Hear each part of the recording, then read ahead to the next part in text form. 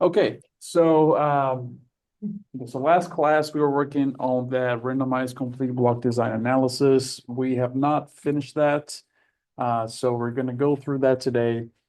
Before we start talking about that, though, I do want to ask if anyone. I know that the CRD assignment was optional, so you could do it or not do it. For those of you that did it, anyone has any questions about what was covered and maybe what you submitted?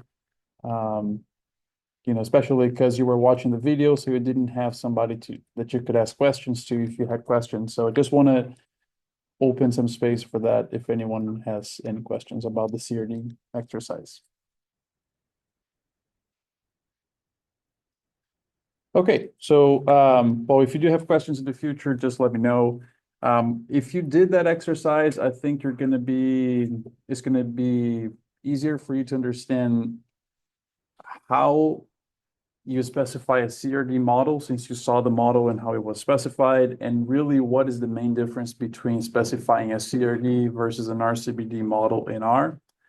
One thing that is, I think, one of the key points that I want you to get from these experiential design analysis is you can design a study, you can collect the data, but when it comes down to software, it's up to you to specify the correct model.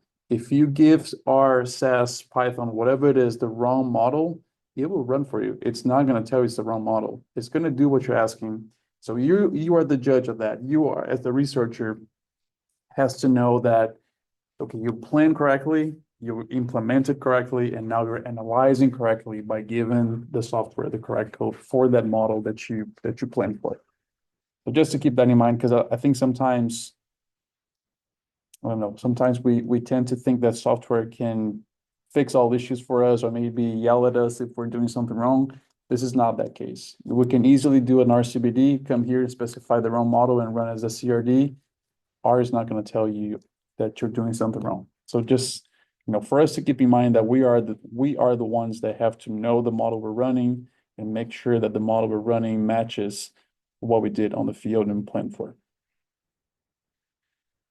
All right, so let's go on. I'm gonna go here on the folder 04 CRD, which we've been working with.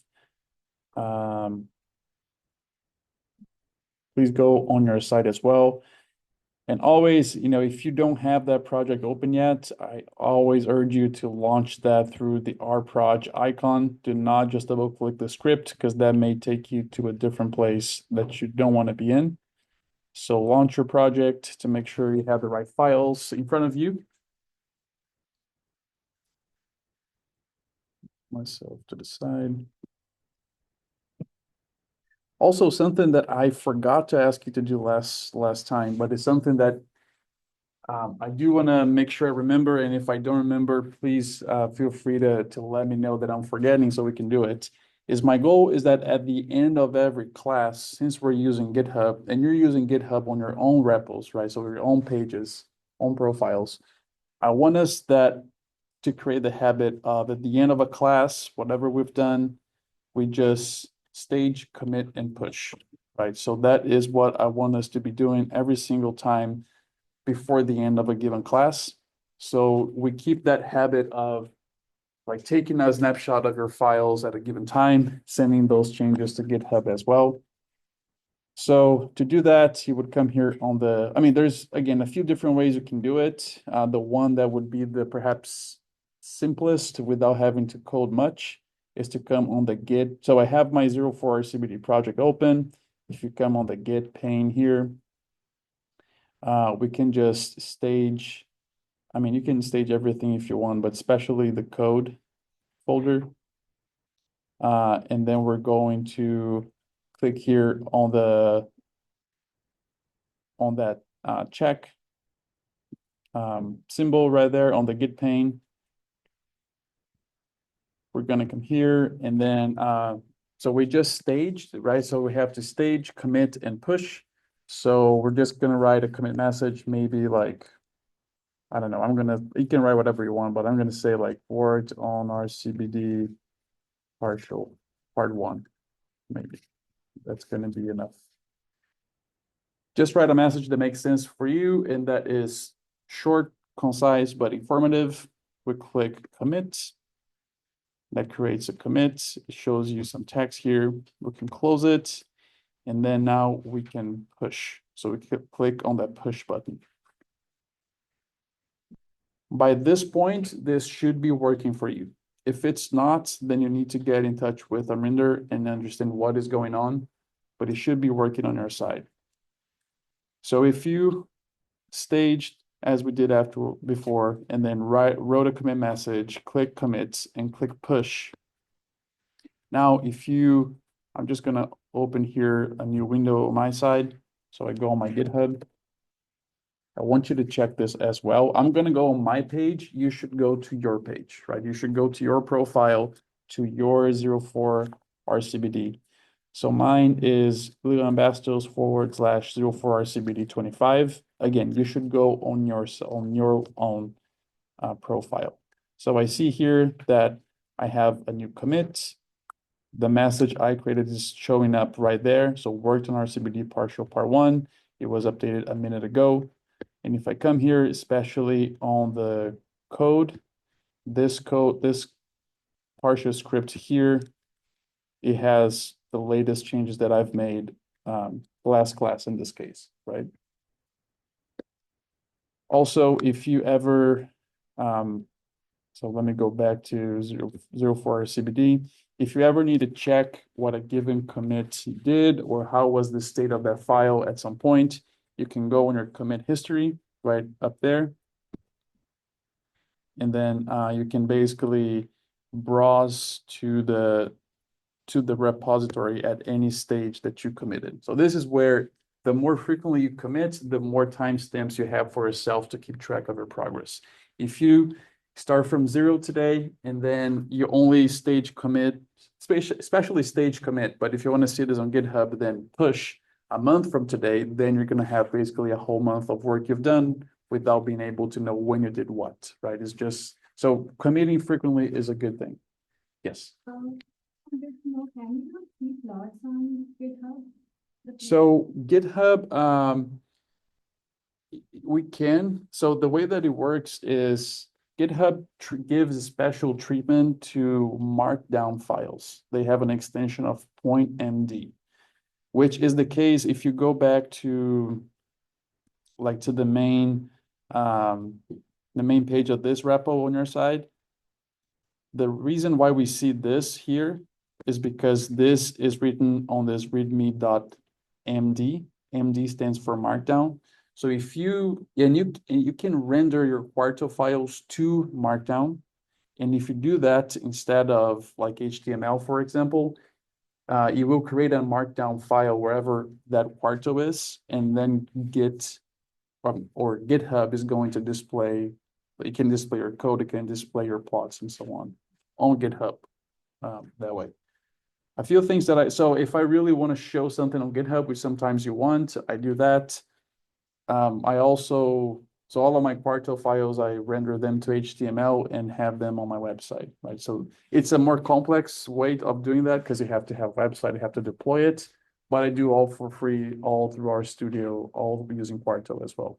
I think that this semester, as you're noticing, so last semester we went through in class on the CRD, we went through in class on the randomization, which was important, and I did not have that content on a video to give back then. Now I do, and so I can take some of this material outside of class time, and this way really go through other topics that I did not have time last semester. For example, we're going to be creating some Shiny applications and deploying interactive dashboards. That's something I wanted to do last year, but I ran out of time. So this year we're making time for that. So you may have some, a chance to explore some of that, like making a website, making a dashboard, how to publish it, and perhaps that would be also a way that you can show some of these things to someone else. Yeah, thanks. All right, so again, my expectation is that you were all able to do this. If you were not, then you need to figure out how to do it. you can try to figure that out on your side first. And then if you can't you can use our GitHub issues, and Arminder can also help you out to figure out what's going on. But there's going to be a part of this course where this is going to come into your grading as well. So make sure that you can do it. I guess that's what I'm trying to say. All right, let's go back to our studio. So last time we started this exercise, and afterwards going back and realizing how I did this last year and now this year, I actually sent you the right script. I sent you the partial script. It's just that this partial script in specific was pretty much filled in because a lot of these things, I took the time to do them line by line on the CRD exercise. And as you're going to see, there is not a lot of difference between a CRD and an RCBD. So that's why I gave you on this partial script, most of the code already is because it would have, assuming that we did a lot of this line by line on the CRD exercise. So if you did the CRD exercise, and especially if you watch the videos and follow along the code, then all of this that we're going to be seeing today is going to make sense to you. If you did not, which that's okay, it was not a requirement for you to do, then I'm including a few more explanation of this on this script that I didn't on the last year, just because I'm not assuming you all watched the CRD material. And so if I'm saying something, especially, I mean, for anyone, but especially if you did not watch the CRD material, if I'm saying something that's not fully clicking to you or not fully understanding, let me know. I can, take a step back and revisit a given concept that was covered on the CRD lecture. All right, so we can start running our code here. So just go ahead and let's load all those packages. We've done this, a few of these steps we have already done last class. I had this important note here that I always bring up, that we're using the same data set and analyzing it with different designs, so you can see how the same set of data can be planned for different designs and analyzed differently. But on your side, you would plan one design, you would implement that design and only run that model to analyze that data. You would not be playing with different models, different experimental design models, like we are doing in class for teaching purposes. So just a reminder there. All right, so let's bring in our data set. We talked a little bit about this as well. So it's basically the same data that we've been talking about in the lectures. We have replication, we have nitrogen rate, potassium rate, and yield. We checked the summary already. Basically, this is just mostly for us to check out the yield data to see if that made sense. This is yield in wheat. So these values here in kilograms per hectare do make sense. So nothing to really worry much at this point.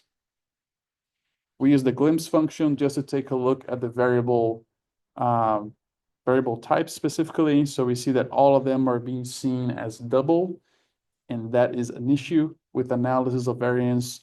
Most of the time, you want your explanatory variable, so what comes after the equal sign, to be a categorical variable or a factor. Right now, block is double, nitrogen rate is double, potassium rate is double. We do not want that for an analysis of variance. So we did some wrangling here where we basically changed our RAP and rate and potassium rate to be interpreted as a factor by R. So this turns them into categorical. And then we just created this column treatment name where we just added the nitrogen rate, a plus sign, and the potassium rate. So we have both of them in one column. So we did that last time. Now, if you notice, RAP and rate and potassium rate are factor variables. This, again, is something really important for you to check across different disciplines, especially on the block or the RAP, because normally we number those 1, 2, 3, 4, and therefore R will always interpret that as numerical, and that should not be numerical in your analysis. We check the summary again. I mean, basically the same thing. The only difference now is how the summary function is treating RAP and rate and potassium rates, because now it's treating them as categorical. So it just gives us how many rows there are in each of the categories of each one of those columns. All right, so we did a few EDA plots, right? And I think this is something I do want to revisit because I think we had some thoughts there. So this is just the nitrogen rate box plot. So we're looking at all observations within each one of the nitrogen rates. We got to the conclusion that maybe this doesn't seem that like there isn't a main effect of nitrogen. We checked the potassium box plot. Same thing, it doesn't seem like there's a lot going on for potassium here. And then we talked about ways of, at least for now, visually assessing the interaction. And we see that maybe there's something going on there, right? Because the behavior of increasing nitrogen rate is not the same as you move your potassium rates. So potassium rates, each panel here is a potassium rate, each box plot is a nitrogen rate. And we're seeing how there's a different response on looking into this. So, I think a skill that we all as researchers need to have is how to interpret a plot, even if it's not directly related to your expertise, right? So you may not be able to tell me or even have a good hypothesis of why things are looking like what they are, like why when I apply no potassium, I have like a negative curvature quadratic response, sort of like it starts high, goes down, and comes back up again. Or why when I apply 30, seems like I start low and then reach a plateau, or why when I apply 60 pounds of potassium per acre, I see a decrease in yield when I apply nitrogen. Right, so you may not be able to explain this agronomically if this is not your area. And even if it is your area, perhaps, we don't have enough sufficient other pieces of evidence to explain the why. I wouldn't expect you to tell me the why. I would, however, expect you to be able to look at this plot and tell me what is going on. What do you see? Right? This is a skill that as a researcher, you're going to have to develop it. And so,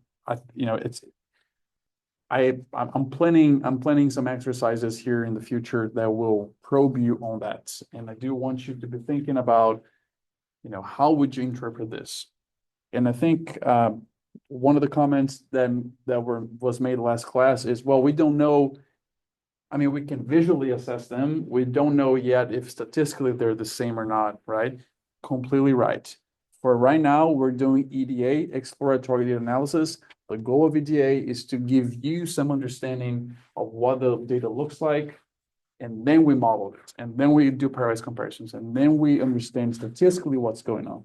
So I would never look at a plot like this and say, let's say applying zero nitrogen was the highest, zero nitrogen and 60 pounds of potassium was the highest yield statistically. I don't know that. Maybe numerically has the highest mean, but that doesn't mean anything because means by themselves tell us very little about what is going on, right? You can get a mean. So let's say if we think of let's say a value that ranges from 0 to 10, you can get a mean of 5, where one of them, that mean of 5 is being made up from 4 and 6, whereas on the other one, that mean of 5 is being made up by 10 and 0. Same mean of 5, huge variability difference, right? So means by themselves are not sufficient for us to say this is higher, this is lower. We have to take into account that variability around that mean through a statistical model that represents the design, and then do pairwise comparisons based on that. And that is what gives us statistical understanding of if those differences are true, statistically different or not. Okay. I guess, if you still don't know how you should approach interpreting a plot like this, it's basically the way we would interpret any plots if you're writing a paper, if you're putting together a presentation. But I normally like to take a look at, what looks like to be the highest, whatever we're measuring, in this case yield, what looks like to be the lowest, what is the range of values, right? So maybe yield here is ranging from about just above 4,000 kilograms per hectare to about, on average, about maybe almost 6,000 kilograms per hectare. I will try to understand, describe what I'm seeing as far as these patterns here. It seems like there is a difference in how yield responds to nitrogen depending on potassium rates. this is a good indication that there might be a significant interaction in this case. And just, so we could compare within the potassium plots. We could compare even across the different nitrogen rates. So all the nitrogen rates that were 0 are red here. So maybe I could even make that comparison, compare this red to this red and that red, and so on. So especially with interactions, there are different ways we can look into it. If you went through the CRD exercise, you know more what I'm talking about. We're going to discuss that a little bit here today as well. All right. Any question? Yes. Why we are changing the column type if we are adding the numerical? Okay. So you're asking why are we changing like nitrogen Yeah. to factor? Yeah. So it is still numerical, right? So the thing is that, so on an analysis of variance, your factors would be categorical. Your treatment factors would be categorical because so when you design this study, you were interested specifically on 0, 100, and 200, right? And then the question that an ANOVA helps us to answer is, what is the mean response of those rates? Mm-hmm. Even though yes, they are numerical, they are 0, 100, and 200, but if you treat them as numerical on the analysis, it's not going to give you a mean comparison. It's going to do a regression. So it's going to give you like an intercept and slope type of data, which maybe is what you want. Perhaps that is your goal. We're going to also do that exercise in another class. So with this data specifically, the way that I designed this exercise was for it to be able to be seen in both ways. And then the decision of, well, do I treat the nitrogen rates as numerical or categorical comes back to your question. Are you asking the data what's the mean response, or are you asking what's the relationship between nitrogen rates and yield? Yeah, thanks, Aiton. And really, all questions are great questions. So feel free to ask any questions that you have. Yes.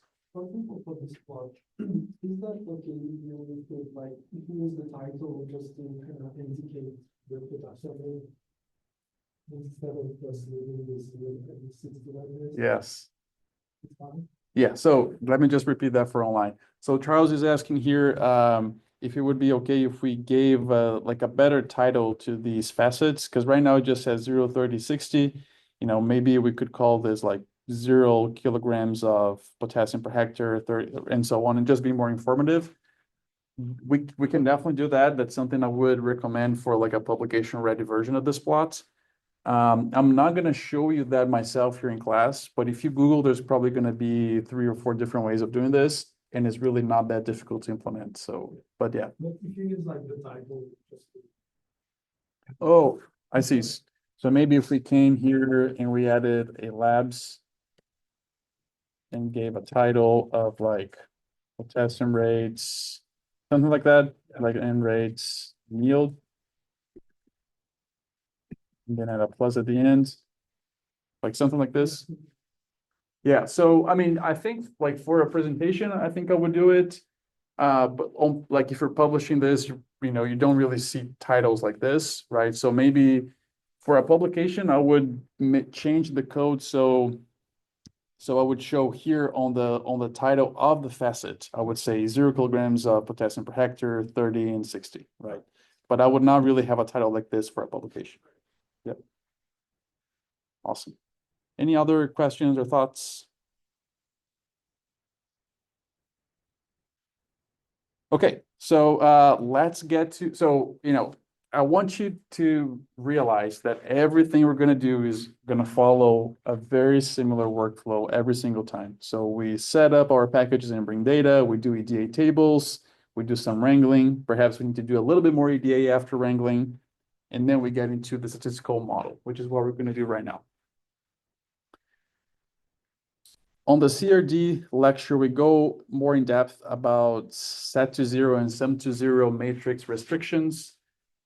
So this is basically when we are writing code in R or any language, we're writing code in a way that is intuitive for us, but then behind the scenes, there's a lot of matrix algebra going on. With matrix algebra, the way that these analyses were developed, we need to set some restrictions on the matrix of the design, so the matrix can actually be inverted and transposed, which are some steps that happen during that behind the scenes analysis that we don't ever see. I'm telling you all this because setting a restriction on a matrix, there's a few different restrictions, but two of the most common are called set to zero and sum to zero restriction. This is basically a way of saying, for example, if I have, let's just simplify this design a little bit. Let's say I only had potassium rates and I had three, I did not have nitrogen, just potassium. So I have three potassium rates. I know the total amount of yield of all treatments. I know how much yield I'm getting for the 0 potassium rate. I know how much yield I'm getting for the 30 potassium rate. If I know the yield for 0 and 30, I know the total, I really don't need to estimate through the model directly the yield for the last rate, so the 60 rate, because I have the total and I have two of the three pieces already. So applying a restriction basically means to not estimate all the coefficients possible, because that would not be able to do that. The matrix algebra would not work out that way. So I have to say, don't estimate one of these levels, because you can learn what that value is by knowing the other two in the total. A restriction is basically doing that. It's just saying how are you treating which parameters you're not estimating. Again, for us using this, you don't see this happening. It's just all happens behind the scenes. You just get the means in the end. Beautiful. Don't even think about it. The only reason why I'm bringing this up is because in R, the two main types of restrictions are set to zero and sum to zero. In R, the default is set to zero, which actually gives us not exactly what we want when we're doing research. So the default that we would like it to be is sum to zero. If you use SAS default is sum to zero, so it's already doing what we would like in a research setting. In R, the default is set to zero for some reason. So normally, I always change the type of contrast from set to zero to sum to zero by running this line of code here. So this is basically saying if the variable is categorical, do a sum to zero contrast. If the variable is numerical, do a polynomial contrast.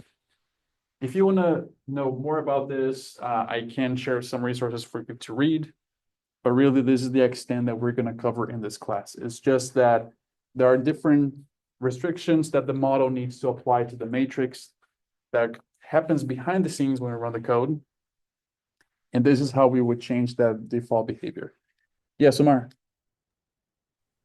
Professor, could you please explain what does set to zero means? Like, I'm not able to understand. What does it say to R? Like, what is the difference between sum to zero and set to zero? So set to zero basically takes one of the coefficients of the model and sets that coefficient to zero. So let's say, I mean, it's kind of hard to really show you a good example without getting to the matrix algebra side of it. So I can share some resources if you want to understand better. But basically, set to zero takes one of your treatment levels and set the model parameter for that to zero. And sum to zero basically is just adding up all of the parameters of your model. So the total sum adds to zero instead of a given parameter being set to zero. I know it's kind of confusing. I can share some resources with you and anyone else that wants to take a read on that. But It makes sense, but how is sum to zero more helpful than set to zero? so the difference here is going to be, so when we ask, for example, when we ask for means, the means are not going to change regardless of what we ask. What may change is the significance of the terms in the ANOVA table, just because how the terms are entering the model and how the ANOVA table is being decomposed. So we're doing this, and you can even test this on your side if you want, like run the model, check the ANOVA table, and look at the p-values, and then change the restriction from set to zero to sum to zero, or vice versa. Run the same thing and look again at the ANOVA table. So it's going to impact that ANOVA table significance, especially, and how how the sum of the squares is being computed for different levels of that ANOVA table.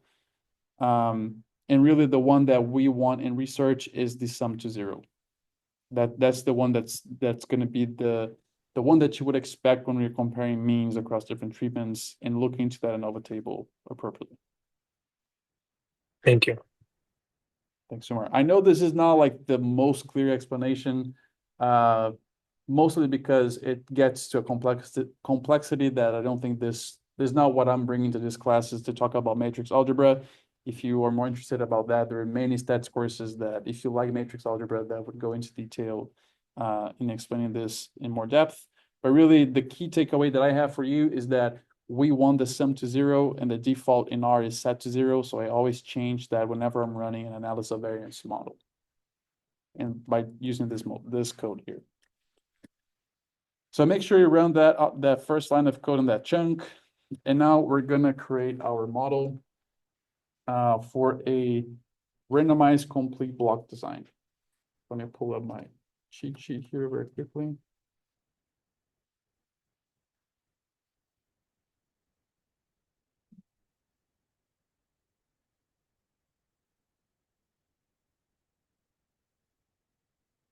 All right, so if you did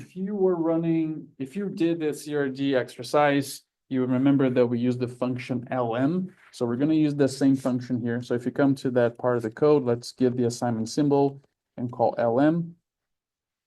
So the data set, I'm just going to print RCBD. I'm sorry, RCBD. Let's see what's the name of the data set. RCBD DFW. I just want to print that below. So we have the variables to specify. I'm just going to print that so we see the variables. So you're always going to say, what is your response variable? So your response variable is what you measured, is what you're interested on. It's not your treatments. This is what you measured, right? So in our case, that would be yield. So we start typing yield. You give it a tilde to say like explained by, or whatever is on the left side of the tilde is your response variable. Whatever is on the right side of the tilde are your explanatory variables, which in this case are going to be treatment and experimental design variables. So here, if you did the CRD exercise, then this model will look like this. So yield tilde, and then we bring our treatment factors. So nitrogen rate. We're going to use an asterisk here and potassium rates. So this is a concept I talked more in depth in the CRD exercise, but if this is the first time you're running a model in R, what this asterisk here is doing is basically breaking down all of the main effects and the interaction terms between these two factors. So doing this here is, I'm going to just copy and paste. If you want to do, you can do it, but you don't have to if you don't want to. This asterisk is basically breaking down nitrogen rate plus potassium rate plus nitrogen rate colon potassium rate. So main effect of nitrogen, main effect of potassium, interaction between both of them. This asterisk basically breaks down into these three components here, and it's just like a shorter way for you to specify this. This becomes really important. Like in this case, it would not be a lot of work for us to type in rate, potassium rate, and then the interaction. But sometimes you may have 4 factors interacting. So then imagine you have all the 4 factors main effects, you have all the two-way interactions, which is one times another, all the three-way interactions, and then the 4-way interaction. So using the asterisk basically decomposes into all those possible interactions for you without you having to type. All right, I'm just going to delete this because I just wanted to show you. And then we have to give the data. So give a comma and say data equals to is RCBD underscore DFW. So this was the model that if you did the CRD exercise, this is how the model looked like. Right now, this model is a CRD model. It is not an RCBD model. If you remember from our lecture, we talked about the statistical model and we looked into the ANOVA table with the sources of variation. Each one of those lines of the ANOVA table should appear in your fixed effect part of the model, which is Sorry, I guess I just introduced a term that we're not talked about yet. So just forget about the fixed effect for now. But it should be each one of those terms in the ANOVA table that we talked about on the RCBD lecture should appear here. So if anyone remembers, what are we missing here on the right side of the tilde that we had on that statistical model on the lecture, we had on the ANOVA table on the lecture that is not present here yet? Blocks. Yes. So block, right? So we're missing the block effect in the model. The block is called rep. So we basically come here and we say rep plus and rate and asterisk potassium rates. This is the difference between a CRD and an RCBD model. Look at how simple it is, right? It's just by specifying rep on their model sentence is what differentiates in R a CRD between a CRD and an RCBD. So it's a very subtle difference, but makes a difference when we're analyzing the data. All right, so you can go ahead and run it. It should work all right if you had your plus here, your asterisk there, and your comma data equals RCBD DFW. I want to ask for a summary of this model object. So RCBD mod is where we save that object, the model object. I want to get a summary of it. So when we get a summary, what it tells us is the following. So it's giving us what was the call that we made. So what was the formula? Is giving us the distribution of the residuals. We're going to talk more about residuals in a second. And then gives us the coefficients. So for example, notice that we have 4 blocks, right? We have rep 1, 2, 3, and 4. However, we're getting a coefficient. So this estimate is the coefficient for rep 1, 2, and 3. Notice how rep 4 is not here. That's because of the restriction. So the restriction basically imposed the rep 4. The coefficient for rep 4 is basically the sum of all the coefficients of rep 1, 2, and 3. Notice that we have nitrogen rate 1 and 2, potassium rate 1 and 2. We have 3 potassium rates in each one of those, or we have 3 levels on each one of those fertilizer treatments. So the third level here is also being summed to 0 in this case. So again, I just wanted to give you some understanding of how is that restriction on the matrix being applied behind the scenes. And this is how you would see that as part of a summary. However, a summary like this is useful if you're doing a regression. We are not doing a regression. We're doing an analysis of variance, so we don't care about specific single coefficients. We don't care about them. What we care is how they're combined behind the scenes to give you a mean. And that's what we get with the next step, or a couple of steps from this chunk here when we ask for means. So the model behind the scenes know what was set to 0, or in this case, what was summed to 0. And then when you ask for the mean, it knows how to combine these coefficients to give you the mean of a given treatment. So we don't have to worry about that in itself. The model is doing that for us. But I just wanted you to see how that table will look like. This, by the way, is not an ANOVA table, right? An ANOVA table, we should have rep, nitrogen rate, potassium rate, the interaction, and residuals. That's what an ANOVA table will look like for this. So this is not an ANOVA table.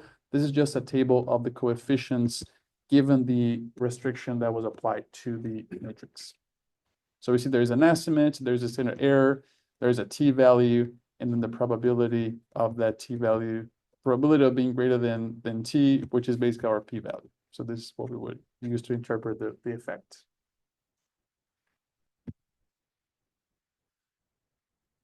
Okay, so I think I have some of that text here about specifying a model and tips for that. So using the asterisk instead of breaking down each individual piece of the model. And then let's get to our ANOVA table. So notice that we ran a model using LM. Now we need to ask for the ANOVA table of that model. That is probably, if you've been doing research already, you're probably more familiar with what an ANOVA table looks like. And one thing I want to make sure that also I explain a little bit more here is we're in R, there's maybe a few different functions that you can use to ask for an ANOVA table.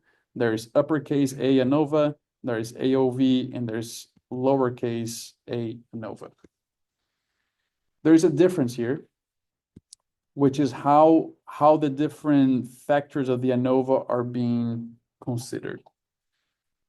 So the way that what we want to have, again, in research is to use a type 3 sum of squares, which basically is what we want for a few different reasons, but it's basically how it is adding different terms in the model, so rep, N rate, potassium rate, interaction, in a way that the model itself doesn't matter which order you give here on your modeling sentence. So if you're using a type 3 sum of squares, it does not matter that I give rep here or maybe I give rep in the end. They're all still going to be considered, the effect of each one of those components are still going to be considered in the sum of the squares equally, regardless of what is the order that you specify in the model. There are other types of sum of the squares. There is type 1 and type 2 and type 3. What we want, again, is type 3. But if you use type 1 or type 2, then the order that you give here, the factors in the model will change how some of the squares are partitioned. We do not want that. So uppercase, I'm telling you all this because uppercase A ANOVA does for us type 3 sum of squares, which is what we want. If you use AOV or ANOVA, you're going to use type 1 sum of squares, which is probably not what you want. Because if you change the order of the terms in the model, the sum of the square table is going to change, which means p-values are going to change, standard error are going to change. All the analysis are going to be different if you use a different sum of squares without knowing what you're doing. So always make sure you use uppercase A ANOVA because it runs type 3 sum of squares, and that's what we want in research. For example, if you do have balanced data, type 1 and type 3 can give you the same results, but if you have unbalanced data, they will not. And just for sake of peace of mind, I just recommend you always use uppercase A ANOVA with type 3 specified like that. Yes, Amar. Professor, could you please explain like what is a balanced data? Is it like a normal data? So balanced data would be if you have no missing data, right? So if you have data for all of your cells. And so an unbalanced data would be if you have missing data. So let's say that I lost a couple of plots in block 4. And those treatments that I lost now have only three replication values instead of 4. And everything else has 4 values. So that would be an unbalanced data set. All right, thank you. Okay, so let's go ahead and run this piece of code here. I left you the code again because we already walked through this in the CRD exercise. This is what an ANOVA table is going to look like. And I hope you're probably seeing some commonalities between what you're seeing right in front of you with what we saw in lecture. So first off, we have this intercept. It's always going to be there. This is your overall mean. For the most part, I don't care much about that. I'm really looking to the effects that I include in the model. So there is a rep, there's a nitrogen rate, a potassium rate, an interaction, and residuals. All these were part of the ANOVA table we talked about in class and discussed.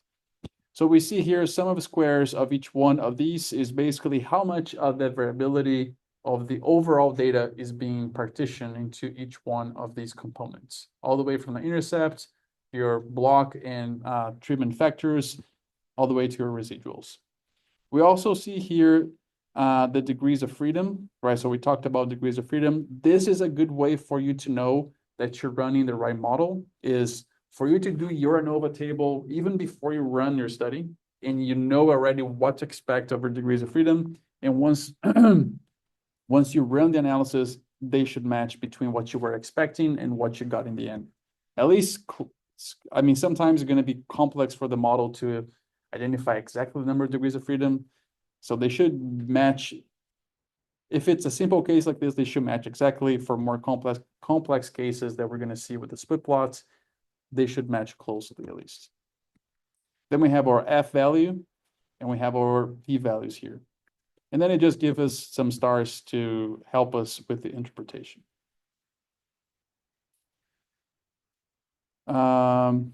Okay, so normally we would use an alpha level of 5%, meaning 0.05 is our cutoff for significance or lack of it. if we look at these p-values here, what is significant and what is not significant? The interaction is significant. The main effects are not significant. The block effect is significant at 0.1 Yes, was that level of Shakir? significance. Yeah. Yes, thanks, Shakir. Yeah, so Shakir really summarized this very well, right? So if you look at these p-values here, we would consider our interaction to be significant, our main effects to not be significant because they're greater than 0.05, and our block is like 0.09. So if you add an alpha of 5%, we would say block was not significant. But some people use an alpha of 0.1. If it was 0.1 or 10%, then our block would be significant. Okay, so I had some comments here, I think perhaps assuming that we were using an alpha 0.1. So if we were using alpha 0.1, which is not very typical, you would say our block was significant, which means that we blocked well in this case. Something that is really key here, and if this is the first time you're looking to an ANOVA table, well, first off, I guess it shouldn't be the first time because I'm assuming already that one of the prerequisites is that you had a stats course. But if it is the first time, then one thing I want you to get very clearly here is, so in this model, just interaction is significant. Because of that, in a paper, in a presentation, what you should show is the interaction, is the plot for the interaction. This is what really matters. If you show me nitrogen rate by itself or potassium rate by itself, first that they were not even significant, so you shouldn't show them. But even let's say if they were significant, if the main effects were also significant in the interaction, you should still focus on the interaction and not on the main effects, because the main effects by themselves are not telling the whole story. There is a significant interaction. So you should show that breakdown of that interaction. Yes. What if the main effects are just significant and not the interaction? Yes. So the question is what if the main effects are significant and not the interaction? In that case, you would only show the main effects, right? So every time that I'm either writing a paper myself or reviewing a paper, I always like to see the ANOVA table first, so I understand what I should see as part of the results.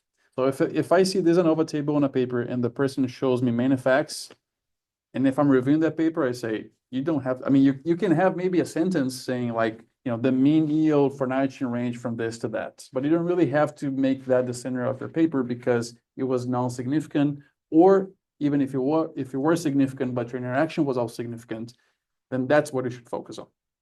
Some people like to show tables with like the means of the main effects and then the marginal means of the interactions. I think that's still okay. But in this case, for example, if we were showing all these means, first you would not do lattice separation on the main effects because this is your check, right? So the ANOVA table is your first check. Was that effect significant on the ANOVA table? If it was not there, then you don't even do pairwise comparisons for that effect, right? If it was significant, then you proceed with, checking model assumptions next, and then getting pairwise comparisons. Yes, Charles. Yeah, so what if like there's a tendency to be significant, so we still go ahead and check to see if there's like So the question is, what if there is a tendency for significance, should we check? So I mean, you can know there's nobody looking over your shoulder saying that you should or should not. So on your side, you can do it, right? I mean, I do myself just to check like what is going on. However, when it comes to reporting, to writing a paper, to putting together a presentation, you should really establish, and again, this is another difference. This is one of the main differences between machine learning and experimental design. Experimental design, you basically have your model set up. Even before you collect your data, you should already specify your alpha level and how, like if you're going to do any adjustment to your mean separation as well. All those decisions should be made before you look at the data. So you stick with what you had and you don't do p-hacking, which is us looking for statistical differences at any cost, right? So let's say I say that I'm going to do 0.05. I come here and then my treatment effect was like 0.061, right? And you're like, my gosh, I'm just right at the border. And and there's a lot of even conversations about using p-values and the validity of p-values to give that hard threshold that we're not going to get into this in this class. But really, if you said you were going to use 0.05, then that's what you should go with, right? You can always show means and standard errors around those means, but I wouldn't put letter separation there because that's what you decided. Yeah. Yes, Wabir. Okay, yeah. So, I mean, sometimes there is no significant effect, but percentage-wise, you cannot just ignore the treatment difference because, like, there was a situation where we didn't see any significant effect of different fertility treatment on corn, but we realized that in some of the treatment there's like 12% decrease in yield, which we cannot ignore because there's no significant difference. Because if a grower has like hundreds of acres of yield and then is incurring 12% decrease in yield is a lot of money. So because I mean we couldn't just say there's no treatment difference because statistically there was no difference, but I mean economic wise there was like 12% decrease in yield. So Yeah, so that's Swabir. So I think that comes down to again the reason a lot of times. So let me make a drawing of this perhaps to show so those online can also see it. But a lot of times what happens is, so we show means because that's what we've been used to doing, right? And that's what we do in science is we have to show a value that represents the population. So mean is the most common one. But again, a mean by itself does not represent what is going on there. And I want to show you a quick example here of what I mean by that. So let me do a quick drawing here as far as, let's say you have yield on the y-axis and you have nitrogen rate on the x-axis. So this is 0 and this is, let's say, 100. Okay, anyways, 100. And you show a mean, right? So let's say that the 0 mean was here and the 100 rate yield was here. Whatever this numerical difference is, we don't have a scale on the y-axis to really put a number on it, but it looks like they're far, right? It looks like there is a gap between applying no nitrogen and 100 kilos of nitrogen. So you would say, okay, numerically there is an effect. But let's say that then you look behind the data that created these means, and maybe the 0 reps are like this. And maybe the 100 rep is like, you have one here, and one way off the top that I'm not even going to be able to give you here. Right? So when you take them, so you see that there's less noise on the yield of the 0. So we're pretty confident that 0 gives this amount of yield on the y-axis.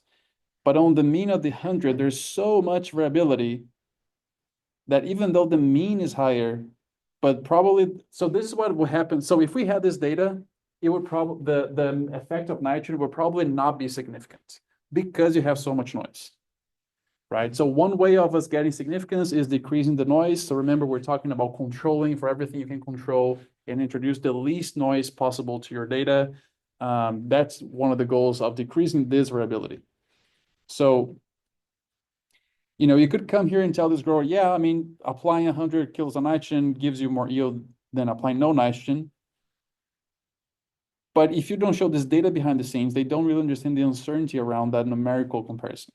Because it could be, look at this, these values here were actually lower than all the 0 nitrogen rates yield when you applied 100.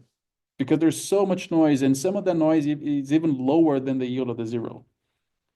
So that's the problem with using them just means numerically to express significance, right? The reason why we do statistical inference is to put a number on that variability and allow that allow for that to help us make sense if these numerical mean differences are actually true or not.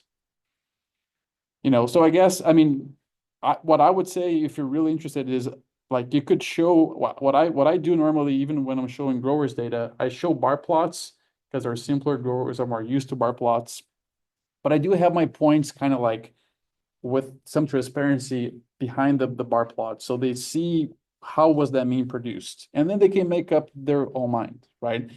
Like I would still show the means, I would show all the observations, and I would still put ladder separation, which in this case, let's say would be A and A, meaning that they were not statistically different.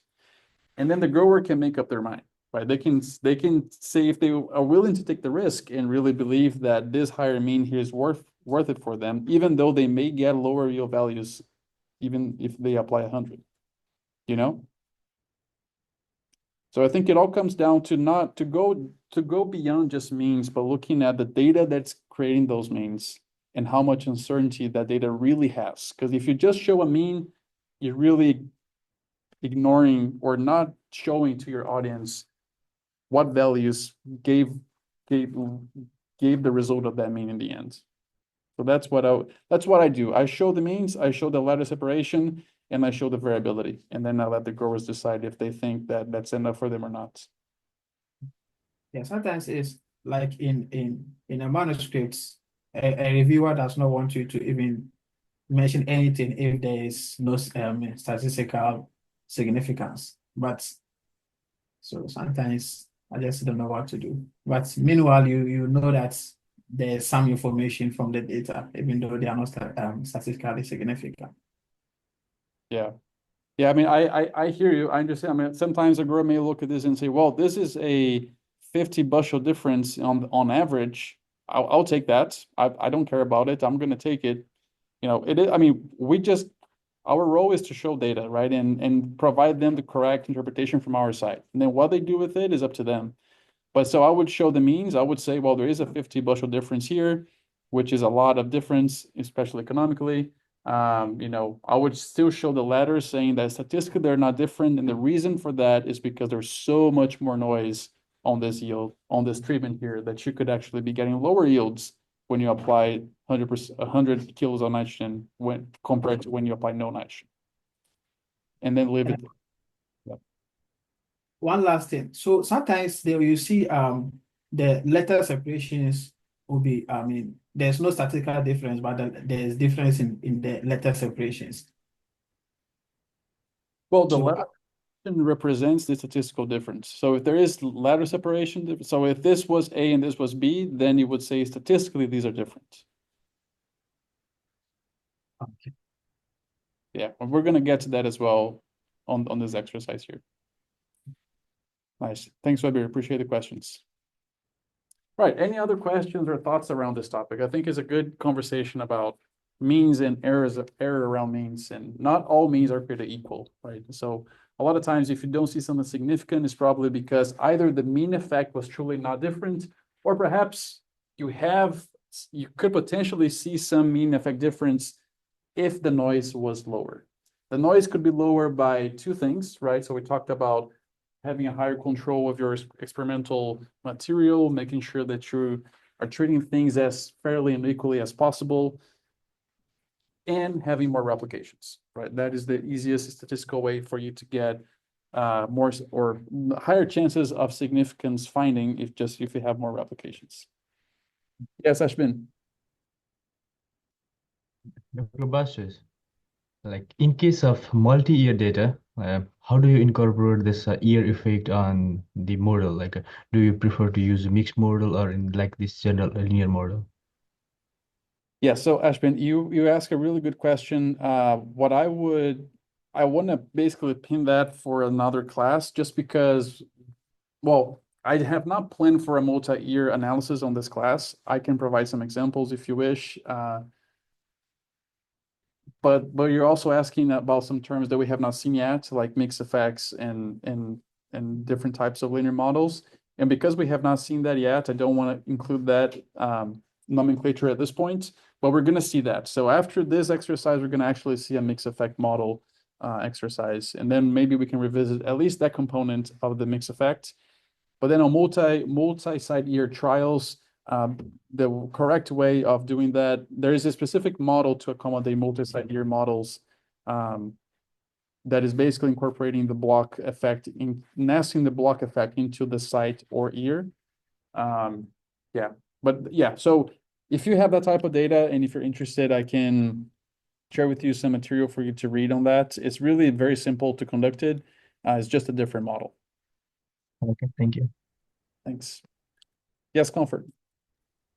Thank you, Dr. Bastos. If you have multiple wire responses that you want to access the effect of the treatment on them, is it possible to run all of those at once, or you have to like create different models for each of the wire responses? That's a great question. So the way that I've always done my analysis was to run a different model for each response variable, right? So let's say that I measured yield, but then I also had in-season data on plant height, for example, right? Or maybe chlorophyll content or something that relates to how the plants were growing at a certain point before they were harvested. I particularly would just do a separate model for each one of them. Okay, but I was thinking, won't that be stressful sometimes? Like you're repeating the same thing, but just changing the wire response. Is it not possible to like have a way to run everything and it brings out the results at once? I mean, so there are a couple of different ways of answering that. One is there is a type of analysis where you give a lot of Y variables and you give your design variables on the X-axis and you run them. The model runs concurrently, all of them. I have not seen a lot of benefit. I tried that a few times and I have not seen a lot of benefit myself. So I decided not to go that route and not to explore that much further.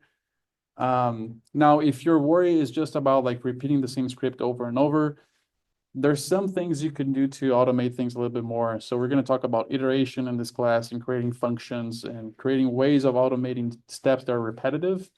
That could be something you can also do. We do a lot in our team as far as like, so just to give an example, there was a project where we had 500 regression models we were running between different Y variables and different X variables. So you could type 500 times each one of those models by changing the Y and the X, or you can write code that can do that for you and automate that step. And so instead of writing something 500 times, you write it one time and just say, do this again for all these different columns. So that's another way of perhaps automating this, not statistically, but computationally. So we're going to see that in a future exercise as well. Okay, thank you. Awesome. Thanks everyone for the questions. I really like it because it shows me that you're thinking about this and perhaps how it applies to your research. And that's my goal here, is to provide you with some tools and ideas of how to do your own analysis. Hi, Dr. Bastos. Yes. I think one potential solution, what you mentioned, might be MNOVA. So we can run MNOVA in R. I've done that, which takes more than 2 response variables and does simultaneous comparisons between groups for different response variables. I think there's a cheat sheet that you can find in the website of our studio on that. Yeah, So I just wanted to share that. For sharing that. Yeah, so that would be the MANOVA, right? So multiple analysis of variance model. Yeah, I as I was saying, I tried that and I didn't really see much benefit to what I was doing, so I just don't do that often. But perhaps Shakir has a different experience with that. Well, so for now, Comfort, if you want to perhaps check more into that, you can search for MANOVA on our. Shakir was saying there's a cheat sheet for our studio for doing that. So maybe he can also give you share some resources with you.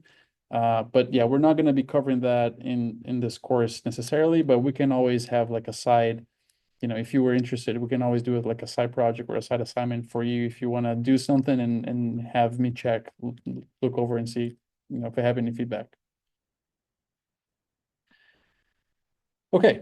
All right. So we ran our model. So this sequence will always be the same. So we run a model, in this case, using the function lm. We check our ANOVA table, which is this is the summary table. Let me pull up the ANOVA table again. So you check your ANOVA table to see what was significant or not. And then based on the significance of your ANOVA table, that should drive your decision on how you're going to extract means and do pairwise comparisons. Also, before we move forward, I do want to let you know that even in the case So every time you have an ANOVA table in front of you, you should always start from the bottom, from the most complex interaction you have in this model. You start there. If that is significant, so if your most complex interaction is a two-way, so in this case, two-way because it's nitrogen by potassium. If that is significant, then you should focus on that interaction.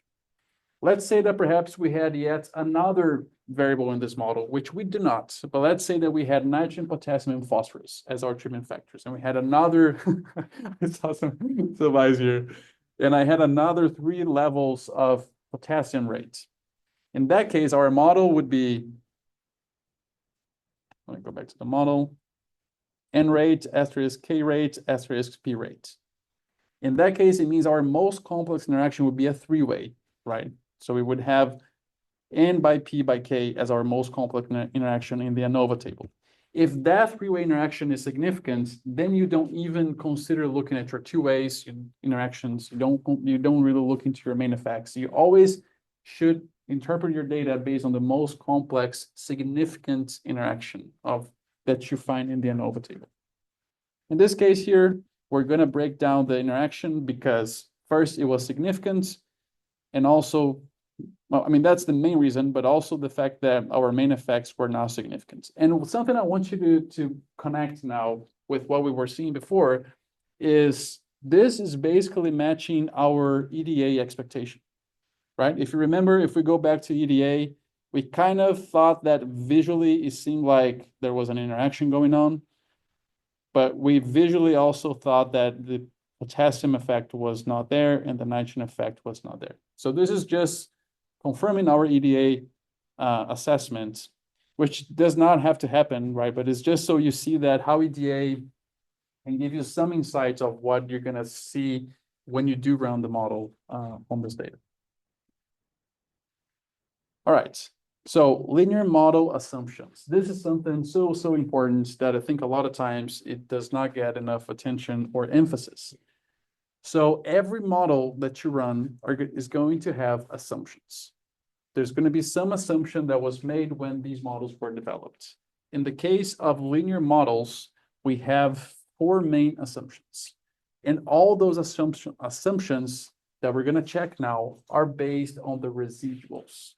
So again, the residual is that the last component of your statistical model that everything you could explain with RAP, nitrogen rate, potassium rate, and interaction is there. Now, everything that's left over after explaining those effects, something you cannot explain with your model, is going to fall into your residual component of the model, which then is what we use to check assumptions. I'm going to say this one more time. The model assumptions are based on the residuals, not on the raw data. And the main reason for that, I'm going to just give you a quick sentence here, and we'll see this at play in another exercise, is that your raw data does not change. However, you can change the model that you use. Not in this case here directly, because this is analysis of variance, so we have a fixed model. But when we do regression, for example, you can play with different regression models on a given data. So the data, the raw data, is always the same. If you change the model that you're using with that data, your residuals change. So raw data remains the same. You change model, you change residuals. That's why we check the assumptions on the residuals and not on the raw data, because you can fix or maybe make your residuals look bad or better depending on the model you use. So just keep that in mind as we move through. So here we're going to use this function augment and give our model object. So this function augment, I'm just going to run that by itself. It basically keeps the same data set that you use for the model, but adds some extra variables or columns in this data set. So the dot fitted is one of them, the dot resid, dot hat, dot sigma, dot cooksd for Cook's distance, and standard residual. So it gives us all of these metrics of residual based on the model and associates them with the observations of your data set that gave rise to those residuals. So it's a really nice way of connecting your raw data with your residuals that came from that raw data plus the model. Then I'm just giving here a pipe and creating a column for studentized residuals by calling the function rstudents and then giving the model again. What this does is it creates studentized residuals is one way for us to normalize our residuals to our response variable. This is important because it helps us to look for outliers, and I'll show you what I mean in a second here. So if you just run this chunk, again, we went through in more depth in the CRD lectures, so you can watch that if you wish. But we use the augment function to create a lot of the residual columns, and then we create a last one by ourselves called stud residual for studentized residual. Okay, so if you, every time you see a statistical model, is going to give you, so the part of the assumptions that we see in the model is where you're going to see like the variance component. So it's going to say variance of the error is going to be explained by EIIDN 0 sigma 2. So you may have seen this before. If you have not, you will see this a lot. So what this is basically the sentence where our assumptions are specified in a very shorthanded way. What this means is that the variance of the error or the variance of your residuals is approximately identically and independently distributed normal with a mean of 0 and a standard deviation of sigma e for error. This is the sentence that basically breaks down the assumptions, and I'm breaking down those assumptions up here. So what we're looking here is for residual independence, which means that we want to make some plots. We do not want to see patterns. We want to see a cloud of points, like a shotgun of points that don't show any pattern. So that is independence. Also, residual independence in analysis of variance comes strongly from the fact that we randomize those observations. The residual independence, although we check for it, but we're coming in assuming that residuals are independent because we randomize treatments to plots. We're going to check for residual variance homogeneity. So basically that the variance is consistent across the data set and it's not like lower variance for some treatments and very high variance for others. In that case, we would have a lack of homogeneity of variance, or it would be a heteroscedastic variance. We want it to be a homogeneous variance across. We're going to check for this. We're going to also check for residual normality. So remember, we're checking assumptions on residuals, not on raw data. So the normality assumption also applies to residuals. We want to check if they're normally distributed or not. And then finally check for outliers. So an outlier would be considered either a less than -3 standardized residual value or greater than 3 on the positive side. So we're going to also do this and check for all those in plots. Now, something I want to share, it is perhaps something that is debatable, and I think people do different ways. You can apply statistical tests to check all of these assumptions.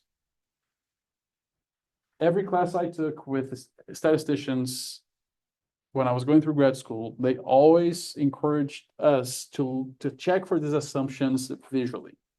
Because some of the tests that you made, and you may have read or seen these tests on papers. People say, well, assumption was checked with this type of test, or variance was checked with that type of test.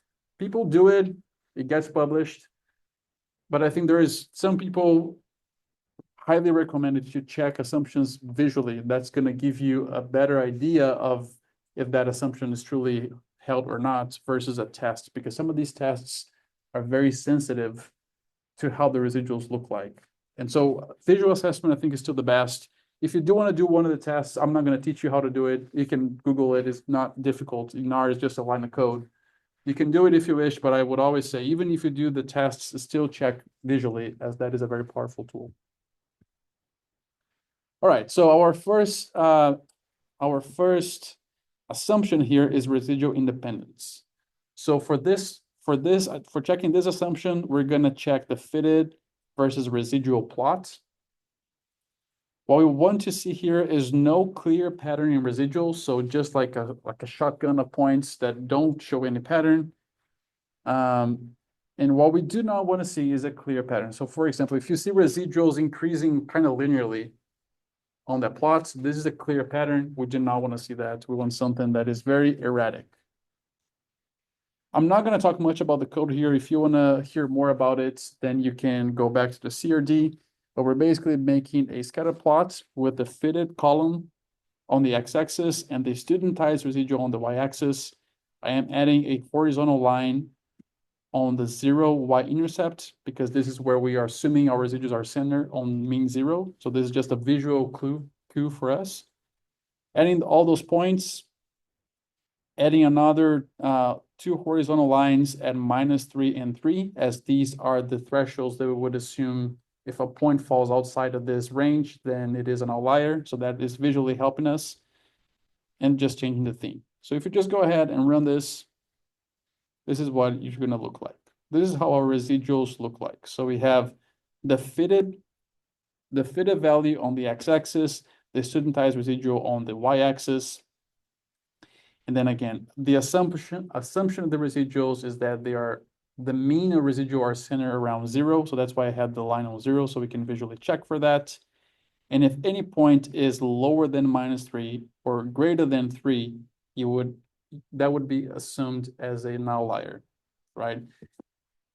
So looking at this visually, I mean, doesn't seem like there is a strong pattern. You know, I mean, there is. It's not the best looking as far as no pattern. Like the no pattern would be really a point of clouds without anything that you could tell apart. Here kind of looks like it goes up and then maybe down and up again. But I don't think I think it's still looking okay for what we're assuming here.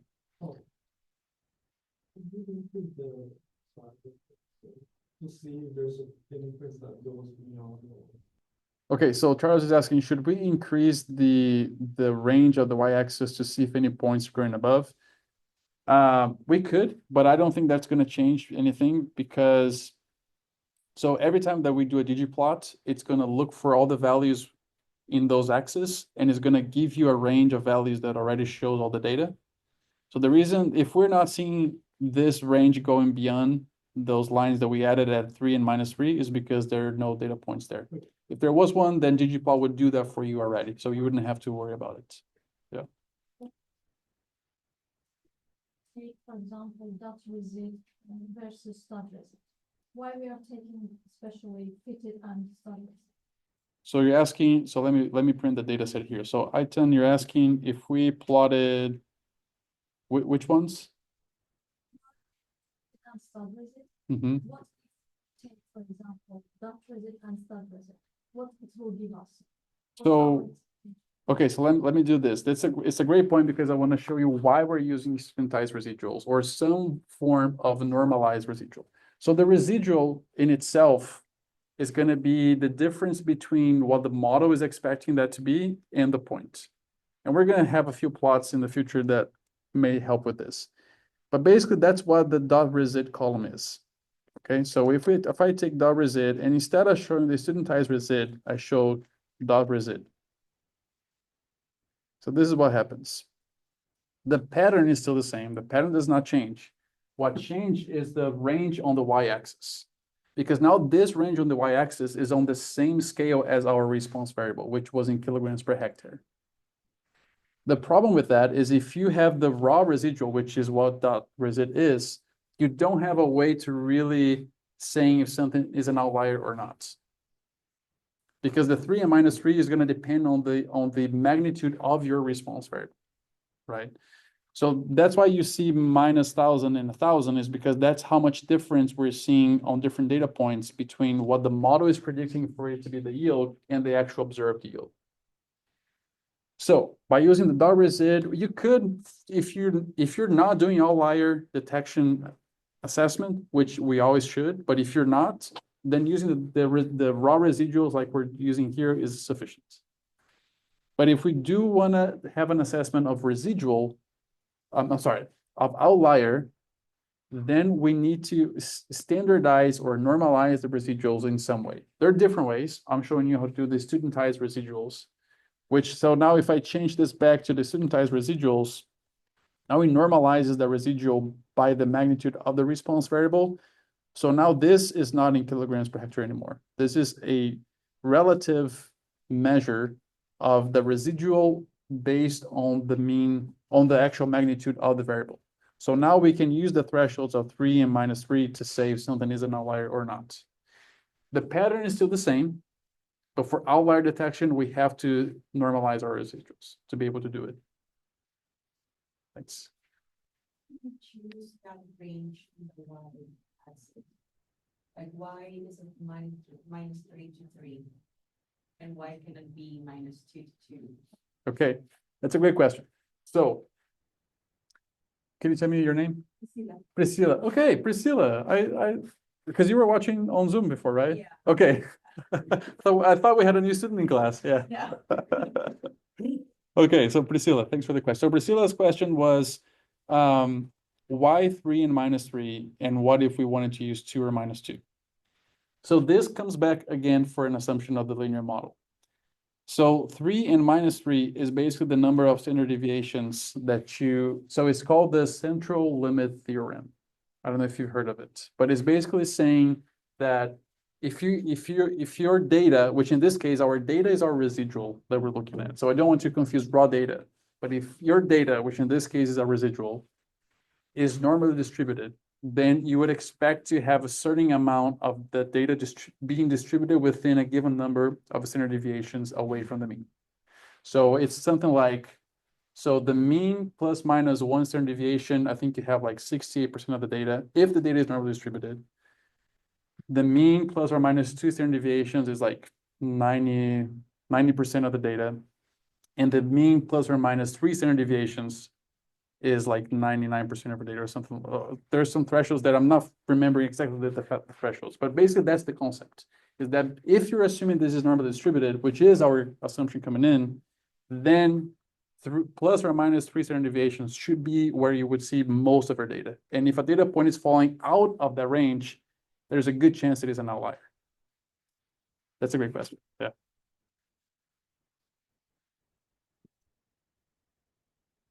All right. So another thing I want to show you here is this. So what I normally do, so we are doing a visual assessment of our residuals. I use GeoSmooth to help me with this visual assessment. So I had GeoSmooth commented off. So we just remove the hashtag and run it again. GeoSmooth is going to add a smooth line to your data points. So this line, as you can see, what a perfect residual plot is where this blue line, which is coming from GeoSmooth, would be completely parallel with the zero line, parallel and on top of the zero line. In this case, we see some squiggliness, right? So it's going up, it's going down and up again. So maybe it's not the best looking residual. However, I'm not super worried about it because the error bands of this GeoSmooth are all encompassing 0, or at least for the most part. So if you see the gray area here around the blue line are the error around this smooth, and we see that the line of 0 is basically within that line of error throughout the residuals. So that's how I would visually say, okay, maybe there is a little bit of a pattern, but it's not strong enough to really say that we should be worried about it and do something about it. So this is a plot that I always, all the plots I'm showing you here, I always do for all of my analysis of variance data to check the assumptions. Why is it? And I want to, let me see, we have 5 more minutes. No, we'll go to 11:10, right? Yes, we have a little bit more than that. So if you run your model and there is something wrong with it, let's say your data is, the data collected is not, so the data plus the model you're running is not fulfilling the assumptions of the linear model. If they're not fulfilling even just one of the assumptions, you should either fix it, which there are ways that we can fix how different assumptions are not met, or at least you should not use this model or this data. Because if you have a model that you run, if you have data you run through a model and your residuals do not match the assumptions, then any inference you make on that analysis is invalid. You're basically lying to yourself and to your audience. And this perhaps also is part of why the research is not as reproducible as we wish, is because maybe people are running models, not checking assumptions, assuming everything looks great, and then publishing things without checking.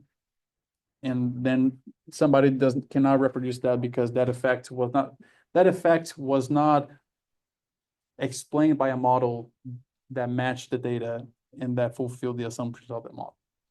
So always we run models, we're going to always check the assumptions of the model. And if those assumptions hold, then we say, okay, those assumptions held. So now I'm going to use this model to explain this data. Yes, Jonathan. What would that line look like if the assumption wasn't met? So, okay, so Jonathan's question is, what would this line look like if the assumptions were not met? So we're going to see a good example of this on regression. And I think that example is really what helps a lot of these concepts of residuals to click. But let me pull up, well, let me give an easy, quick example, and then we'll talk more about it when we get to the regression, just because of the ease of seeing this. But for example, if this blue line, so the blue line is fitting the points, right? So the blue line is just a reflection of what the points look like. But let's say if the points were all increasing linearly, and the blue line would also be increasing linearly in that way. So imagine that this blue line is just going up instead of being flat around 0. That would be a pattern. Or perhaps if you see a very clear quadratic pattern on your residuals, that is a pattern you don't want to see. So that would be more related to the independence and variance assumption of the residuals. Another thing that normally happens here is you can have what is called a fan-shaped residual. So meaning that from left to right, residuals will look something like this. Like you have very small residuals around on the left side of the plot, and the residual spread increases as you increase your fitted. That is also a bad sign. You don't want that to happen. So we need to fix that before using the model. Yes. How we can. Great question. How can we fix it? So in this class, I don't think we're going to run into a model that we have to fix, but there is a point in the class that we're going to talk about generalized models, and I can provide some resources. If you know your data looks like that, there's great packages and great ways of fixing different assumptions not being met. So I can share those resources with you all.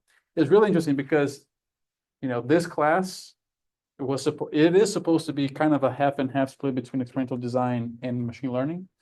And there's so much that we can talk about experimental design that I just don't have the time. So like multi-site year analysis, we could have a whole week of that. We could have a whole week of how to fix residual, or maybe that could be a whole semester, to tell the truth.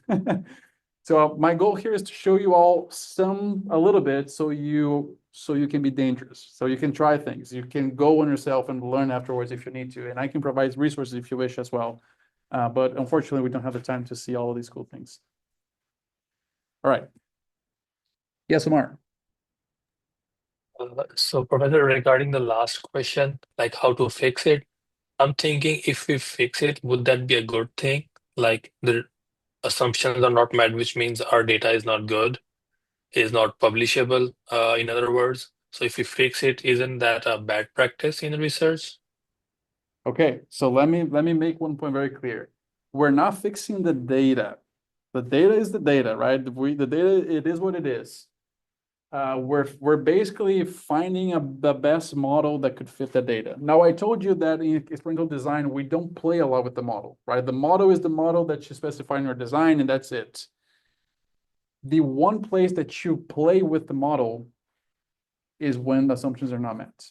So you're basically gonna help the model to allow some special cases that the default does not.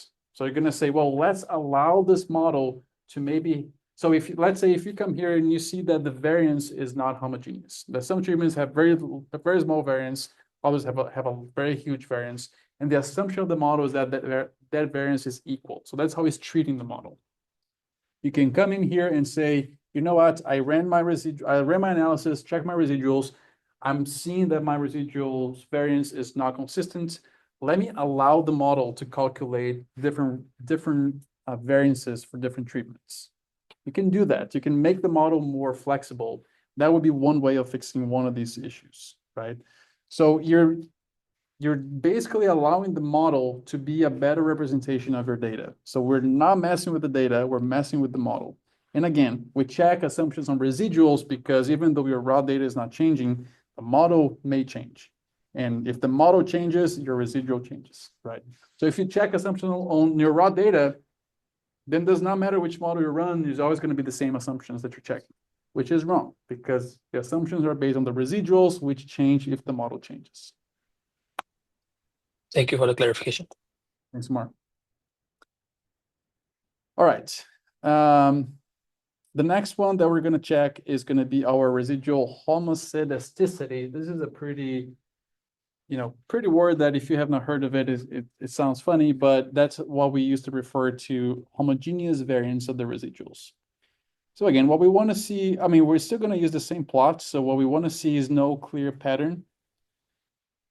It's going to basically be the same plot. It's going to run it just so we have this line of code here and we know that we're checking for it. So you know that you would also use this plot for checking for that. So here again, one place where it's very clear on a plot, on this plot, if the variance was not homoscedastic, is if you had a fan-shaped residuals. So I guess on Zoom it will look like this, right? So your residuals are very small on the left side of the plot and they increase in magnitude in both positive and negative sides as you increase your theta value. That would mean your variance is not homogeneous. We need to do something about it before you can use it for inference.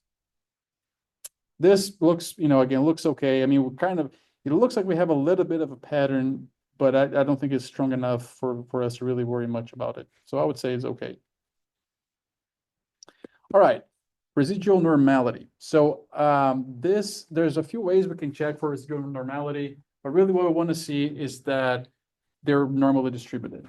So one way is going to be to use this plot that is called a QQ plot or quantile plot. It's very, very common. You're going to see this a lot in different materials or a density plot. So we will want to see on the QQ plot is, remember that our assumption is that residuals have a mean of 0 and follow a normal distribution.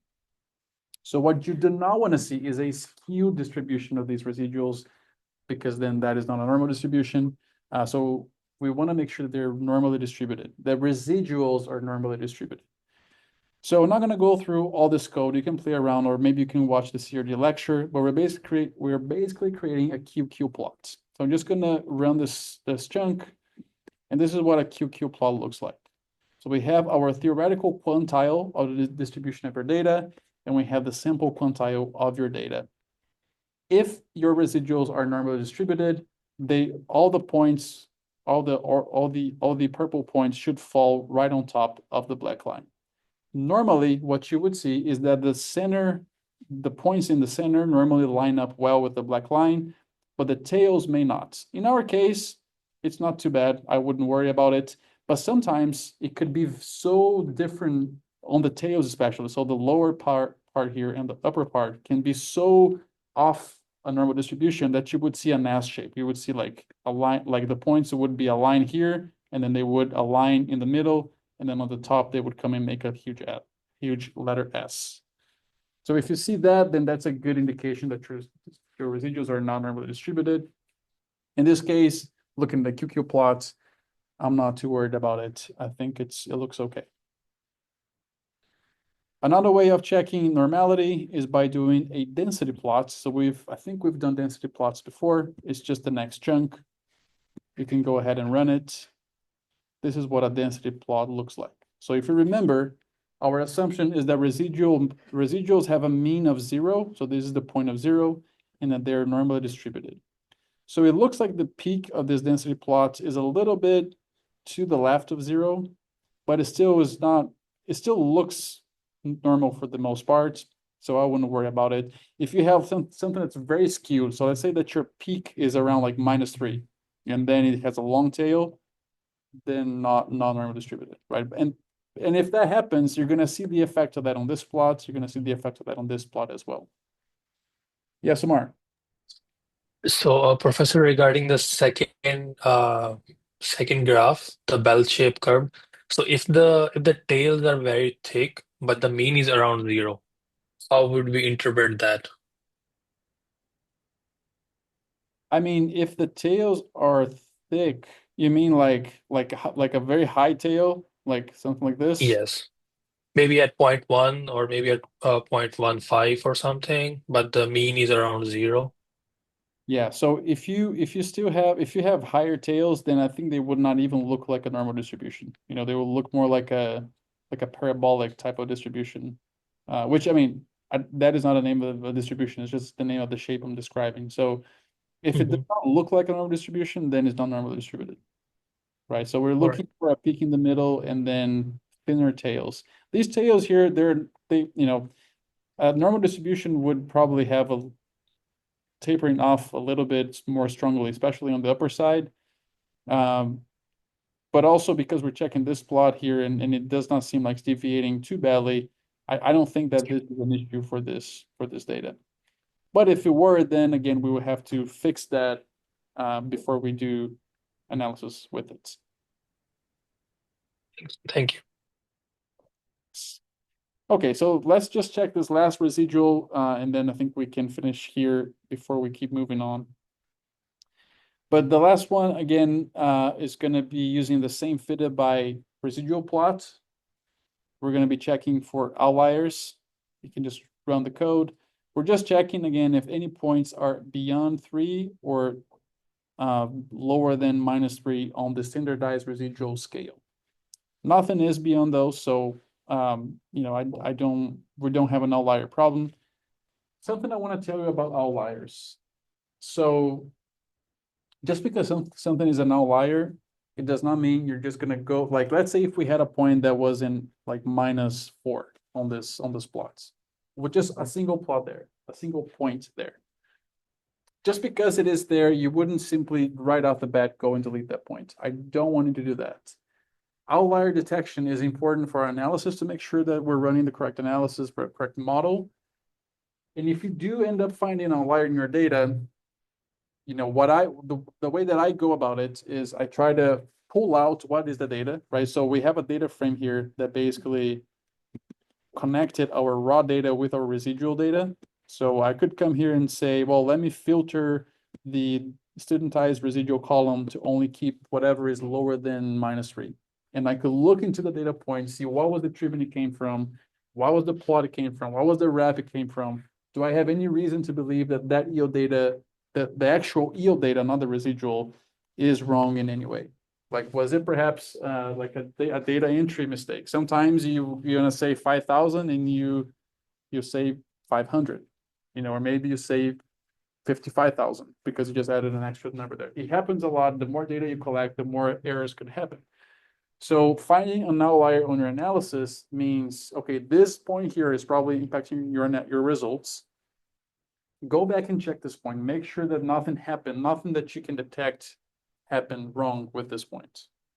If you go back and something happened, then you can easily say, either fix, if you can fix the problem, if you know it's just a decimal point that's in the wrong place, or maybe, something else.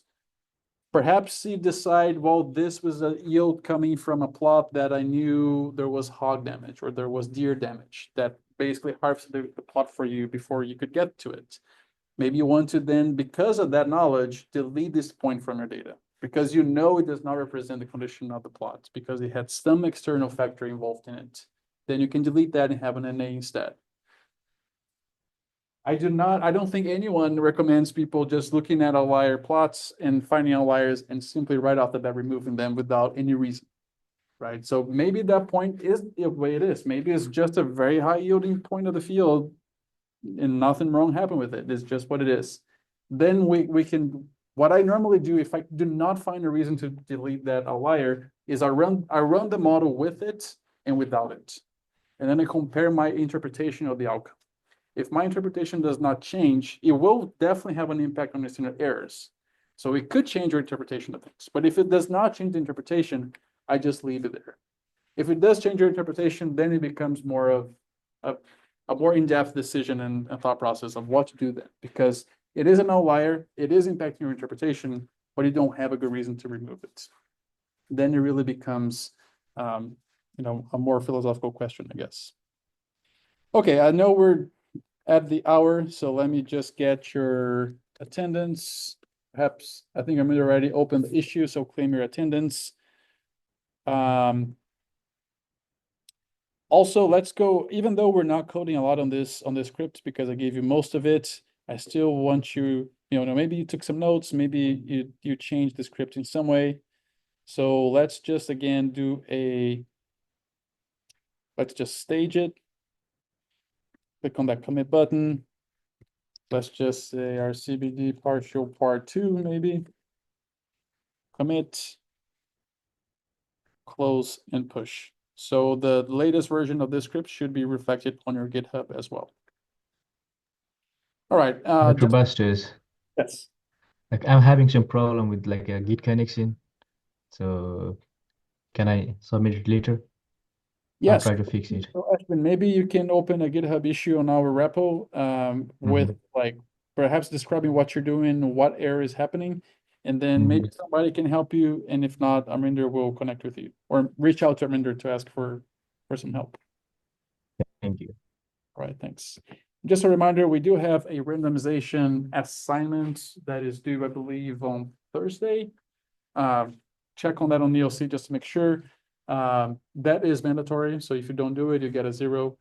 And it's just basically something we also covered in class last time, but I think, that could be an assignment that you can try on your own. And that is basically how you would randomize a study. And I think on that exercise, we're doing CRD and RCBD, so you can learn how you would randomize a CRD and RCBD in that case. All right, Omar, let me just wrap things up here. I'll stay a little bit longer, but I just want to make sure that people don't feel like they have to stay. So let me stop recording.